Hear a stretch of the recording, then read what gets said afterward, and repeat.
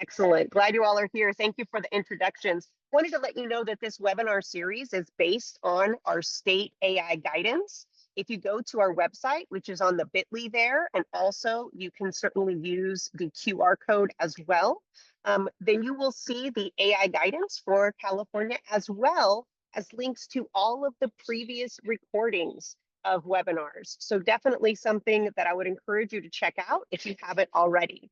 You'll also notice that we have a resource kit linked on the AI page. And so you can click to download and view the PDF that has some great resources as well.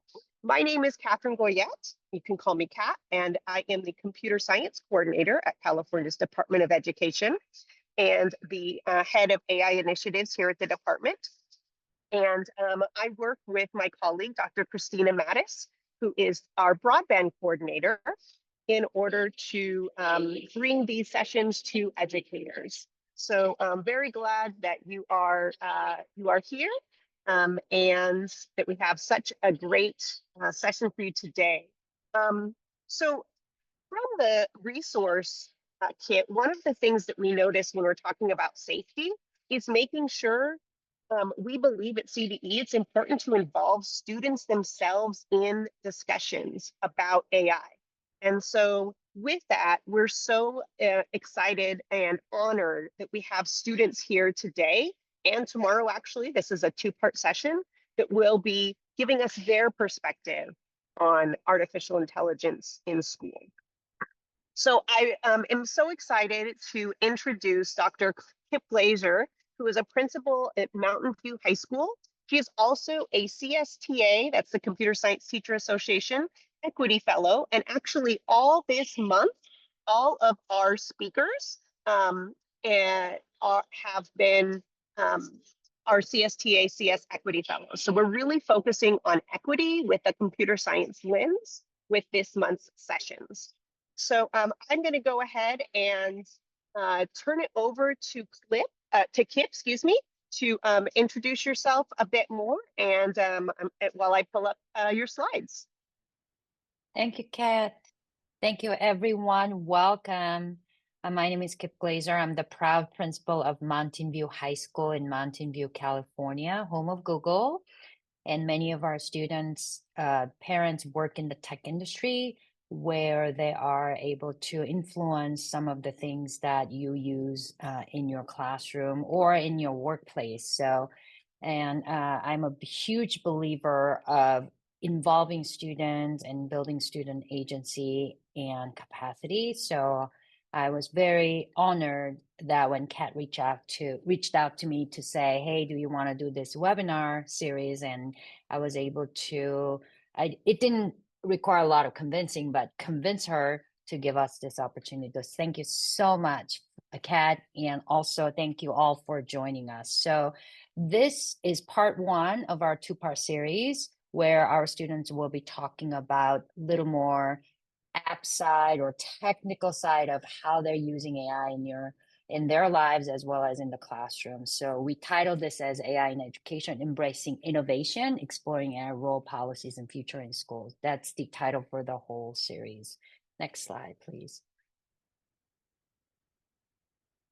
And that is a picture of me, AI generated picture. So it looks a little different from the one that Kat showed you earlier. And I'm gonna have our students introduce themselves. So Sean, go ahead and start us off. Hello, my name is Sean Murphy, and I'm a junior at Mountain View High School. I'm a longtime competitive soccer player and varsity track sprinter. Beyond athletics, I have a deep passion for technology and AI. Recently, I founded the Tech and Public Policy and Advocacy Group empowering teens to engage with the societal impact of emerging technologies, particularly AI policy. This is the club I just recently started, and I'm excited to bridge the gap between innovation and policy to ensure responsible and ethical advancements in AI. Okay, Myra, go next. Hi, my name is Myra Jane, and I'm a freshman at Mountain View High School. So a little bit about me is that I love playing sports. I think it's a great way for me to clear my mind. And currently, I play tennis for the Mountain View High School girls varsity tennis team. But besides sports, I love technology. I love working and experimenting with technology, all the type of technology that is out there. And recently, I've also developed a passion for AI and especially how it's shaping education. As a student, I've seen firsthand how AI is transforming the way we learn, and it's something that I find very interesting. Go ahead, Claire. Okay. Hi, my name is Claire Schwarzoff, and I'm a junior at Mountain View High School. I'm really interested in STEM, and so last year I founded STEM Ed, which is a program that teaches kids or their siblings undergoing medical treatments about STEM through STEM crafts. At MVHS, I enjoy being part of the leadership, including the ASB Executive Cabinet, Principal Advisory Council, and boards of 3 clubs: STEAM, Marine Biology, and Key Club. But most importantly, I've become interested in AI. I've experimented with creating a flipbook out of AI, used AI to help me study for my tests, and overall really hope to learn more about AI and its effects on different fields, especially education. Thank you, everyone. Next slide, please.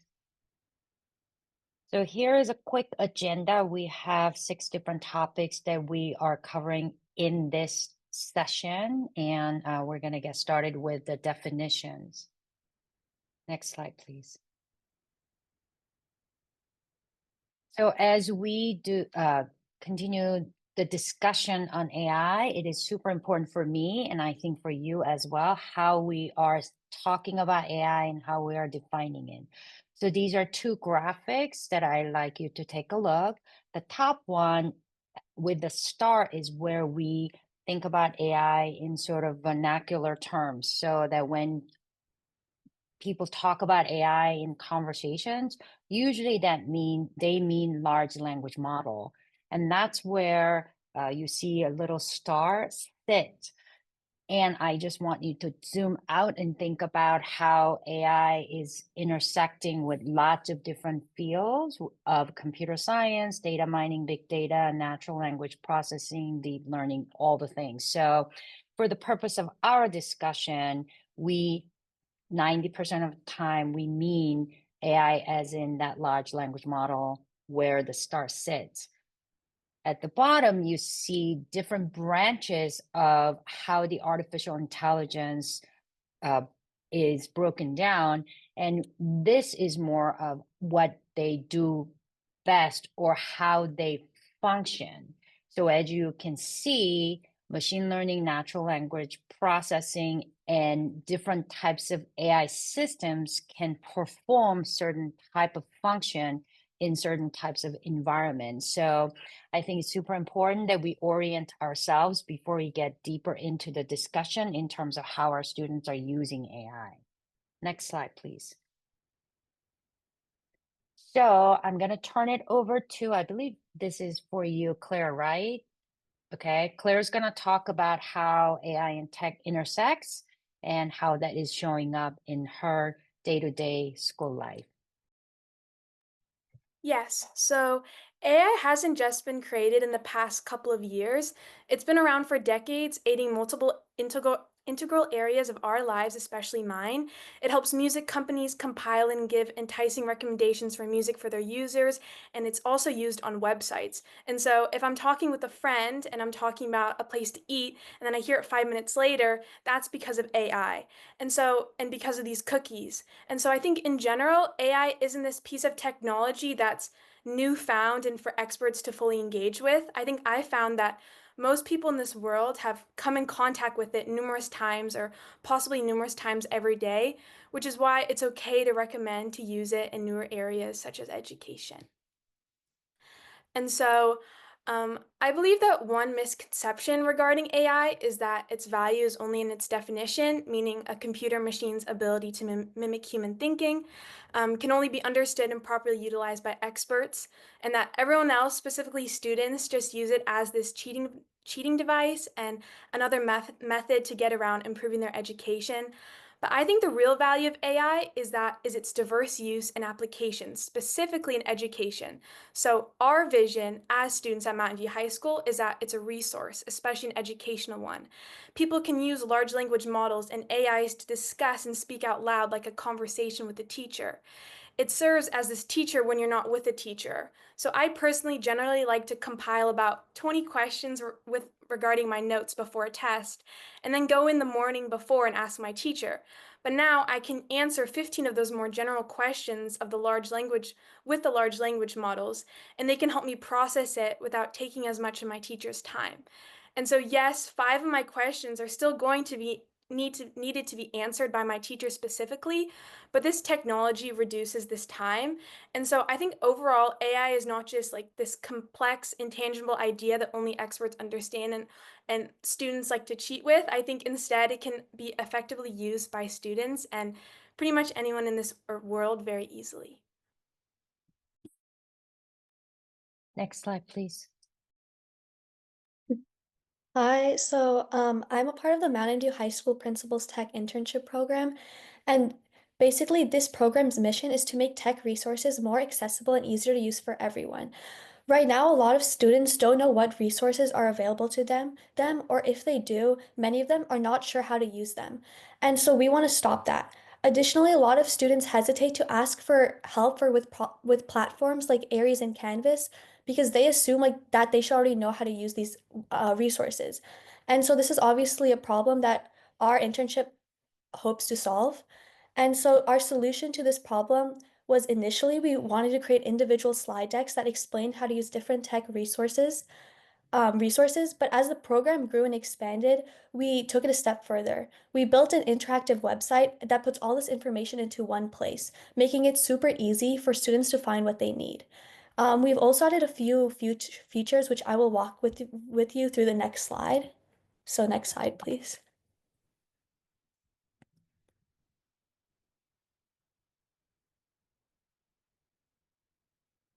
So this is one slide before.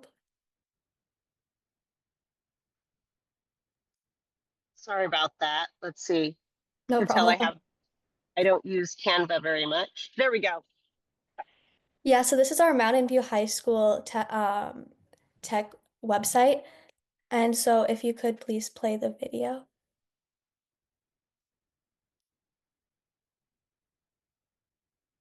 And so this is our website. And as you can see, there's a tech request form if you want any one-on-one help navigating a platform from a Mountain View High School intern. There's also on the student support section, if you're a student and need help with a certain resource, you can just click on the resource and you'll get instructions on how to navigate through it. Same goes with faculty support and parent support. And if you have any certain questions, you can always email Mira, Jaden, or Yash about them. And then these are other quick links. Next slide, please.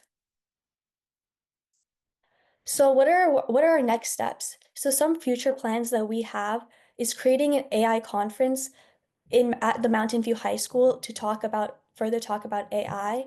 Another one is developing a website chat bot for the website, which makes the students' experience even more easier and can help them answer quick questions. And lastly, it's the Common Sense Media Summit, where Dr. Glazer and a few students will talk about the students' AI usage. And there's part 2 on tomorrow. We'll talk further about this. Next slide, please. As I said earlier, I've really been interested in AI public policy. Last semester, I even applied to create a club about this. As I was creating a club, I contacted Dr. Glazer to even get advice on this new topic. After I had a conversation with Dr. Glazer, and after some troubles with getting my club approved because I was really interested in this topic, I was eventually offered to help with this Google innovation project. Next slide.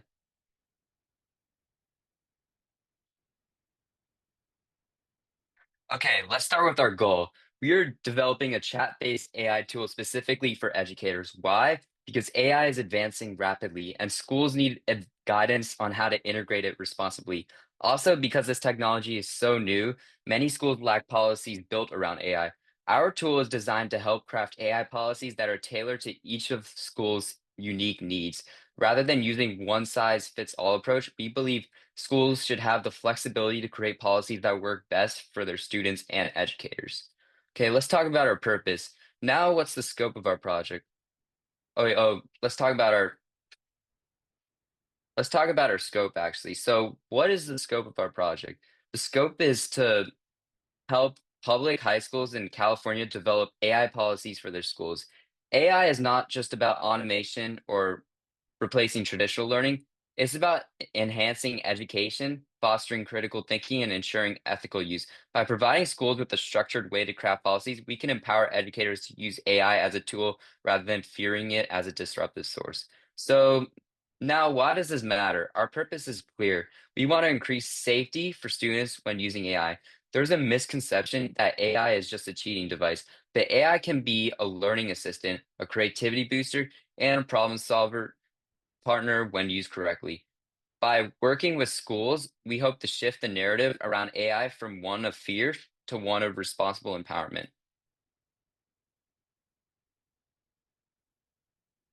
Next slide. Okay, let's talk about what we did in the beginning.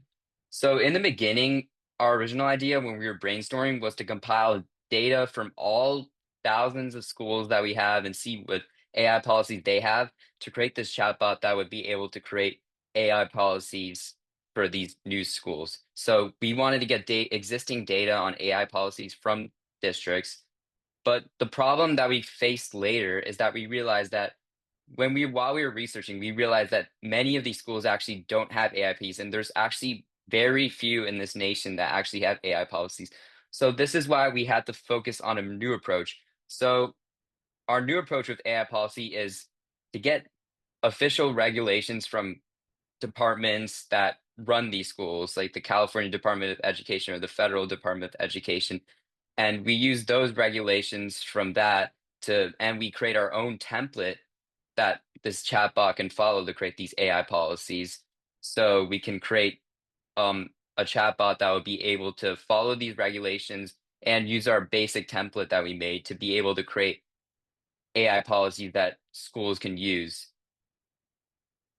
Okay, so now let's talk about the progress we started with. So far we kind of started in the beginning. We created a list of potential data that we could use. For example, we created a list of existing schools. We created a list of regulations on a Google Doc and provided links to it so we can compile all this data that we'll need for our AI policy project. And this will allow us to feed it correct input and this will allow us to like feed the chatbot with reliable information that we can use to create the project that would work the best for educators and that would have the best AI policy possible. And after we did that, we created a little prototype using a generic AI policy prompt with prompt engineering with a Claude chatbot. And we created just a normal website with this Claude chatbot that you could ask enter input to certain things and it would give you a basic response. This is the very early stage of what we started with. And yeah, so it's a really early stage that we have, and we're planning on doing a lot more with this, making it much more reliable, give us much better information. Next slide. So I want to jump in here just a quick second to talk about the technicality of the project that our students are doing. We have a mixture of advanced computer science students as well as other students who are much more interested in policy and implications. And what I found was that bringing these diverse group of students together and problem solving together, we're leveraging the highest technical skills amongst the students as well as critical thinking skills. So in this way, we're advancing computer science agenda at the school because more students are feeling competent and confident because they have tools such as ChatGPT or Cloud or even Gemini that can give them answers and it can be much more interactive. So I want to turn it over to Claire, who's going to talk about how we use ChatGPT for this particular presentation. And we hope that by sharing that information, you can kind of think about how that could potentially work for your work? Go ahead, Claire. I think I'd talk about ChatGPT. I thought it was Claire. Go ahead, Sean. Go. Okay. So recently I've had a lot of rigorous courses like AP Calculus and AP Chemistry, and these courses are very fast paced. So there's little time for explanation because we have to go through a lot of content.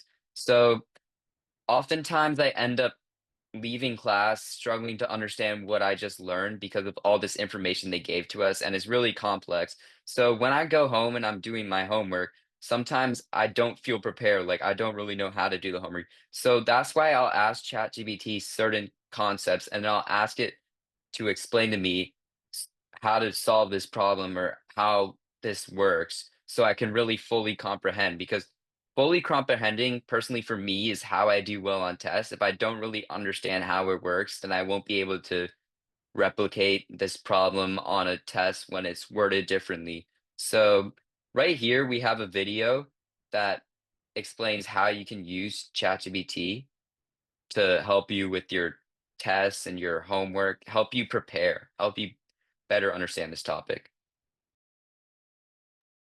Thanks, Sean. And we'll actually, all of the registrants are going to get a link to the video and I believe these slides as well. And so they'll be able to watch it then. Did you want me to play it now as well or move forward? I think we can go forward so Claire can talk about how she used other tools.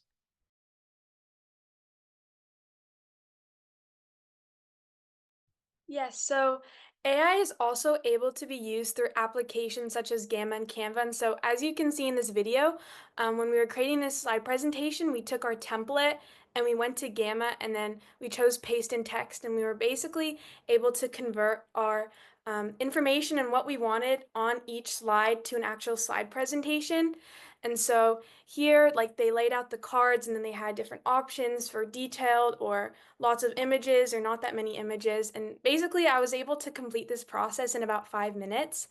Um, Obviously, when you'll see these slides in a second, they look way different than they are now because we changed the design and added more of the Spartan colors, but it was able to really give this like I'd say foundation and starting point that we were able to use because normally you're just kind of on a white slide deck and you have to add all the text and change all the colors.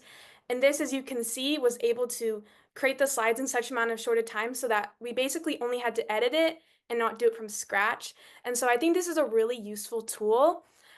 Also on Canva, which is like a design editing tool, they can generate like images.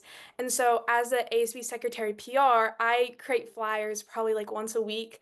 Like during homecoming when we have all the dances and all the football games and lunch activities, I have to create all these flyers for our Instagram.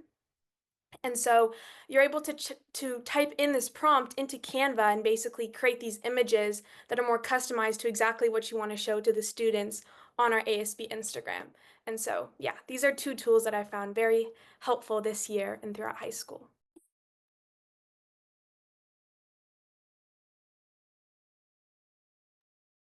So another great tool is Gemini. Gemini is also another chatbot just like ChatGPT. And to reiterate what Sean said, it's a great way to study for tests or revise concepts. However, I know a lot of teachers like using Google platforms, so Gemini is a great resource for them.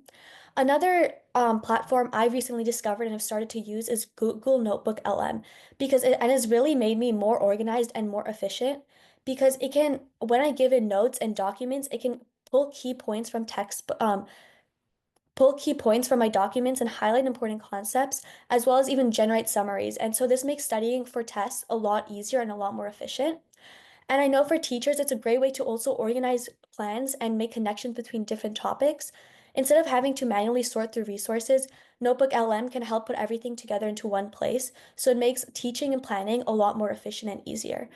And so these are two great Google resources that can help really enhance learning. Next slide, please. Okay, so there's sort of this balancing scale when we view AI and consider its values. And I think we must look at both sides to really see what AI has to offer. And so I think the first side is the positive, the ability of AI to create this basically universal design for learning and increased accessibility. And we've kind of already touched on this, but basically every student has their own learning method. Some students really like to hear lectures when they learn, while others like to read text and memorize their concepts with flashcards, and others really like to speak out loud.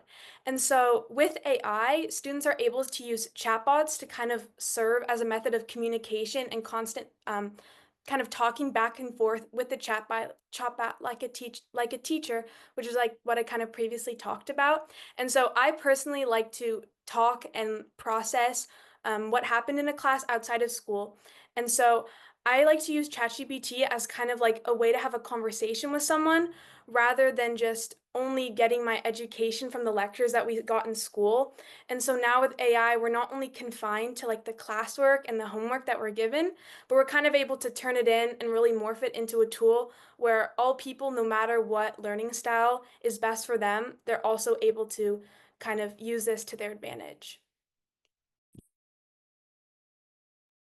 So next we'll talk about privacy. So basically how LLMs work, large language models, is that they put your input into a database that anyone can access. So any information you put into the LLM is anyone can access this. So like basically your information becomes exposed out to the internet. So this is why sometimes we need students could actually put personal information into this LLM, which would actually allow the whole internet to potentially access this, and these databases would have access to it. So this is why when we're thinking about what policy we need to make for AI, we need to make sure that students aren't putting their personal information into these chatbots. So we need to make sure our policy is structured in a way so that we can prevent this from happening, like maybe limit what they are able to put and make sure their data doesn't get sent out to these organizations. And also, another important issue is ethics. So I know many students often look at AI and use it for the wrong reasons, like making it do their homework for them instead of them actually learning about their assignments and maybe even using them during tests so they can take a shortcut. And so another thing we need to focus on policy is instead of just talking about the reasons how it violates academic integrity.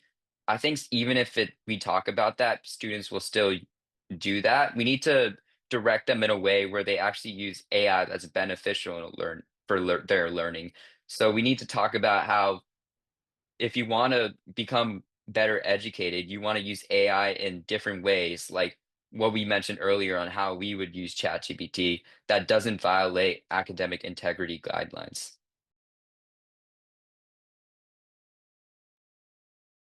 So we're almost coming to an end, and our students have expressed these things that they would really like the educators to do. So I'm going to turn it over to our students to ask you, the audience, to consider the following. So go ahead. So I believe the first most important thing that educators need to do is actually develop their own AI literacy so that they can choose the best aid for their students. I think a lot of teachers themselves have maybe never used AI or used it as much. And so probably because of this inclination that it's only used for the wrong reasons. And so I think as we've said throughout this presentation, teachers really need to educate themselves about the different resources like design creation and content review for tests so that they can be a role model for their students as well. I also believe that schools should start implementing ethical AI policies in support of students so that there's actually restrictions on how students should use AI and ways that we can actually limit or regulate what AI usage is in schools because right now there's no regulations on how students are actually able to use AI, whether they're using it or not. So like the Google, what we're trying to accomplish with the Google Innovative Project is that we're trying to make sure people all across the nation have these AI policies. So once we get this up and going, this project will actually help educators from a diverse amount of schools create AI policies that fit best for their schools. Be, so that's why I think it's an important issue, and that's how I plan on solving it. That's how we plan on solving it. Lastly, I believe that it's important that educators should teach students AI literacy. As sorry. So right now, a lot of students already use AI in their studies, and so it's important that educators teach students how to use AI ethically and safely because as students grow older, they're just going to use AI even more. And so it's important that they know how to use it correctly. I also believe that it's very important that we listen to students and their voices because students are the majority component of the school community, and we go to school 5 days a week, and so we have a lot of valuable insights and ideas on how to improve the school environment. So by listening to these ideas and implementing them, I believe that we can make school a better and more innovative and engaging experience, especially in terms of technology and AI. And thank you. Next slide, please. So I asked the students, this is actually a picture of our students speaking with one of the folks who works at Common Sense Media, and we're talking about how we can get our students' message across. And I wanted to give our students an opportunity to tell you all one final words in their own words as to what they would like to see at school. So I think Claire is going to start, correct? What is the one last thing you want to tell all of the people who are watching now and later?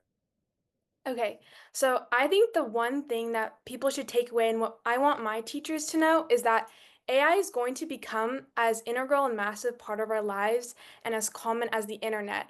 Whether it's prohibited or allowed in school, the world is going to morph into this area where jobs and daily activities are even more interconnected with AI. And I believe that the main goal of educators, or what their goal should be, is to prepare their students for the future. And so to make them as successful as they can be on their own so that they can succeed in the real world.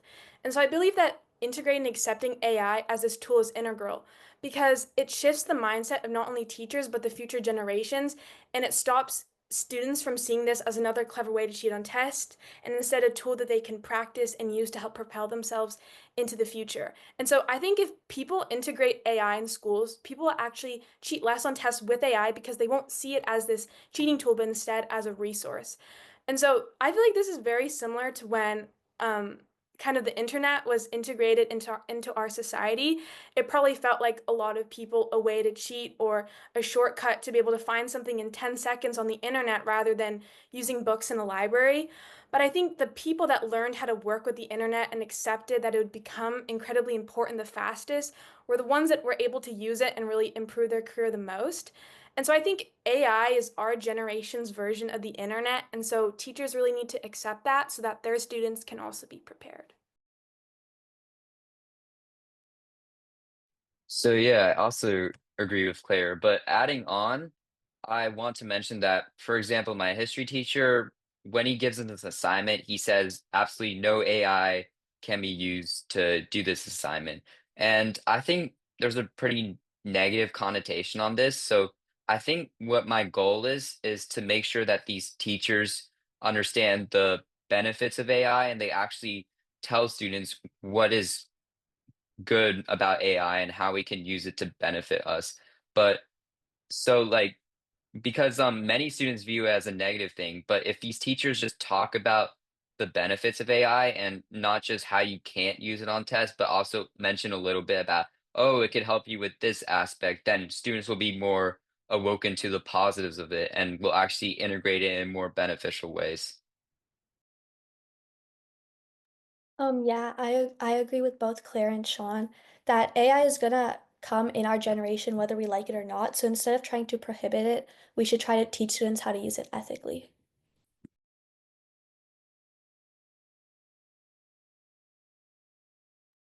And that concludes our presentation. And I think we're gonna give the floor to the audience to ask some questions of our students. And if you have any more questions or concerns or feedback, we would love to hear from you. And that's my contact information.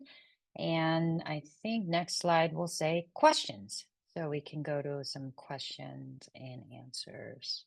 Thank you so And much, Dr. Glazer, for inspiring these students to come together but really, it's students. You're the ones that are letting us know your thoughts, and thank you to Dr. Glazer for empowering you to really tackle these issues and think about how to make a difference. Really appreciate that. Yes, if there are any questions, this is a great time for that. I'm going to pull up our next slides in a moment as well, but certainly I did see a question in the chat for you, Dr. Glazer.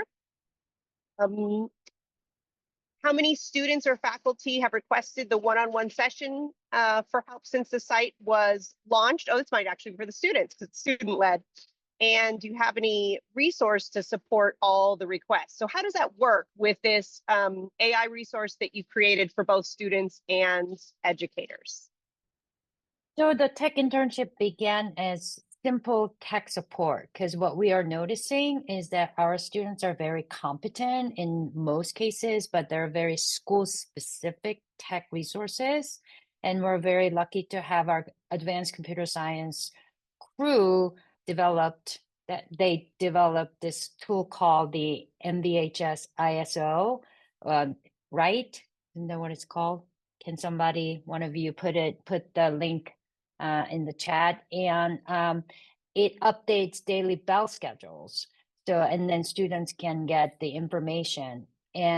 But if you're a new student or miss the orientation window, you might not know that these tools are available. So instead of leaving it to chance, we create the system where they can submit the requests. And I believe that we have tech interns available third period through the seventh period. If you are in high school, we have periods. And we have a couple students available. So it's a steady stream of students coming throughout the day. Staff has not necessarily requested for their own help. They use it when they see a new student or when they know a student doesn't really do well with the new tool, like, or even if they need some help with how to use Google Classroom, if you will, or Canvas, whatever tools that are available. And to address some of the staff needs, a colleague of mine and I, we started what we call Lunch and Learn. So we meet with our staff once a month to talk about just the newest AI tools. And teachers have demonstrated what they know of, some interesting AI tools. And we had about 15 teachers show up, and we have another session coming up in a week or so. And we're trying to constantly have some exposure. I don't know whether that answers questions, but I think in the tech space, there is not necessarily the expert, right? We're expert at certain things that we have used regularly versus some new tools coming up. So I think we are approaching as more conversation with all of the stakeholders, including our students. And I learned how to use Gamma from Claire. And I think that's the beauty of involving students. And in doing so, we talked about, okay, how much of this is actually helping you as a student. And in speaking with Myra and Sean, who are helping me with Google Innovator Project, I'm learning about how to actually code and what API to use and all these things. And I think that collective learning from each other, learning together is what I think AI can afford all of us. Awesome. Thank you. That's great to hear. I'd love to hear also, I know there were some conversations about ethics and about privacy and such, and certainly the more that you understand how AI works, the more that that becomes kind of clear to you. But I'd love to hear a little bit more about that from the students in regards to, when you're talking about what do you think is something that's foundational for your peers to know in regards to making sure that they're safe or ethical in regards to AI? It could just be like one thing that you think I need my peers to know X about being safe with AI. Go ahead, Claire. I think this one's pretty common, but just not to put any personal information on there because as a lot of people, like a lot of students at my school don't know how AI works, right? And so students shouldn't just feel like it's like a free for all like journal or it's like an actual talking conversation because it is on technology. And even though there is some privacy, like it is still adding to your digital footprint. And so I think like many other things with technology, I think keeping your private information private is very important, even on ChatGPT, because it could come out in certain ways. And so that's probably the one thing that I would tell people. Yeah, I think Absolutely. Thank you. Go ahead, Myra. Yes. I just think adding on to that, like if you don't want if it's not a piece of information you'd want to tell the whole school about about your information, I don't think you should tell it to ChatGPT or any other AI tool.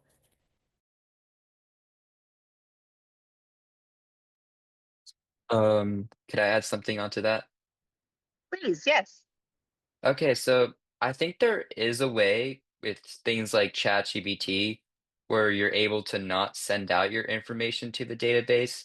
So with schools, this would be especially important. So I think under school accounts, with schools that have like universal Wi-Fi systems that regulate things, we could have ChatGPT enabled so that it doesn't send out your personal information. So any information you give to it doesn't really get sent out to the database. I think I know with like my parents' companies, they have some database so that like this information doesn't go out to the real world, but it's just kept in this like private one with the school.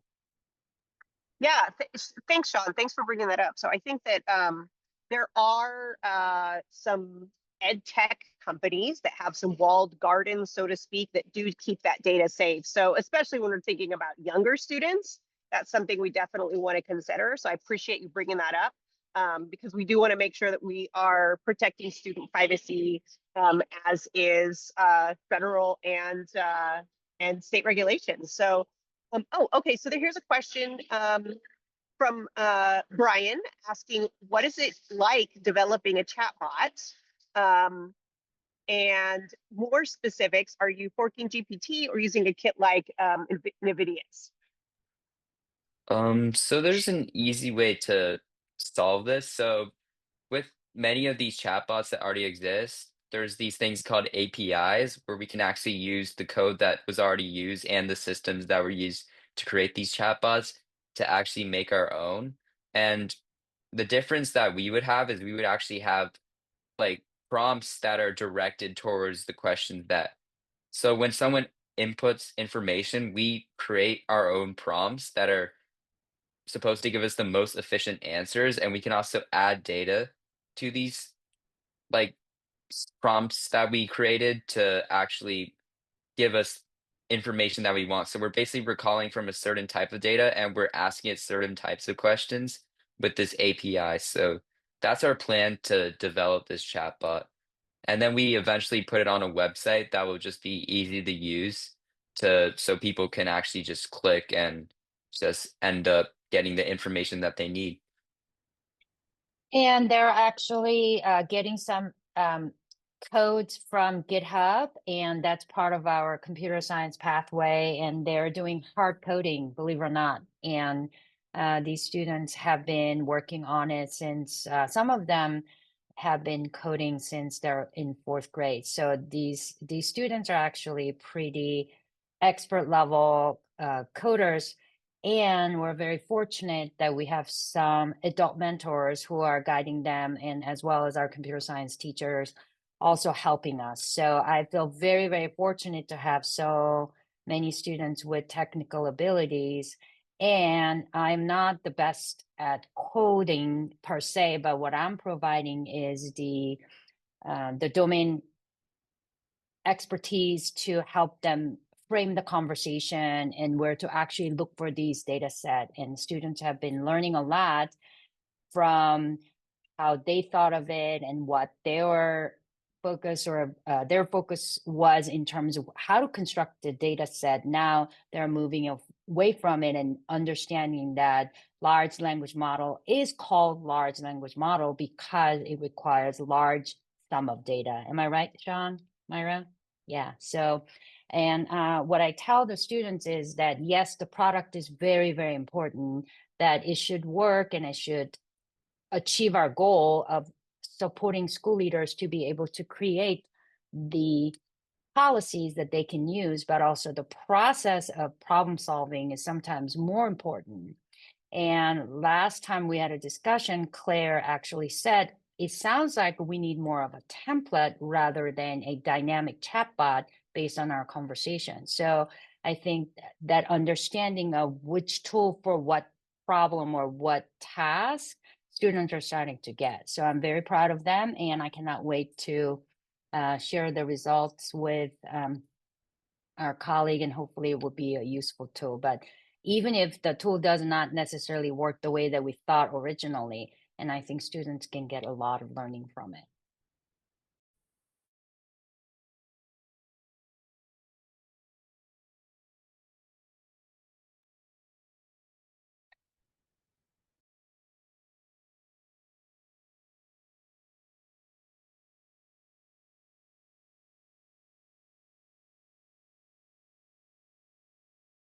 All right. Glad that, sorry about that, everyone. I'm traveling today. So, but was appreciating all that you said, Kip, and also wanted to point out that those of you that are thinking, well, that sounds great, but how do I start computer science at my school? And it's actually a lot more accessible because of AI than it was in the past. And so definitely something that I would encourage you all to look into. Wanted to share just some final slides to let you know what our next steps will be for you. So let me go ahead and share my screen really quickly. All right, here we go. So you will all be sent, all registrants are going to be sent an email with a link to our CDE AI resources, a link to this presentation, and also the opportunity to provide input for our AI work group, which is something that was called for with Senate Bill 1288. So there will be a survey that you could fill out to let us know what's happening in your context in regards to AI. There will also be a recording link sent via email once that is released.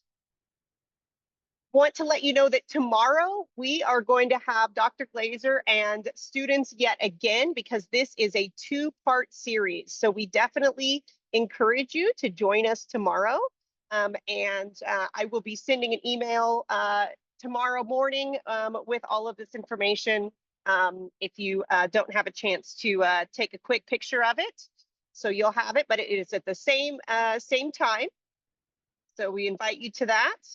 And lastly, I just want to thank all of you for all that you do. Thank you so much to Dr. Glazer. Thank you to the students that were here with us today. And thank you also to California Department of Education for leading the way in making sure that we move forward and honor our students as we are embracing new technology. So thank you to our leadership. I see our Mary Nicely is here. Thank you for supporting all of us. Thank you for our State Superintendent Tony Thurman for supporting us in all of this as well. So thank you, everyone. If you have any additional questions, you can stay on for a couple minutes. Otherwise, have a wonderful day.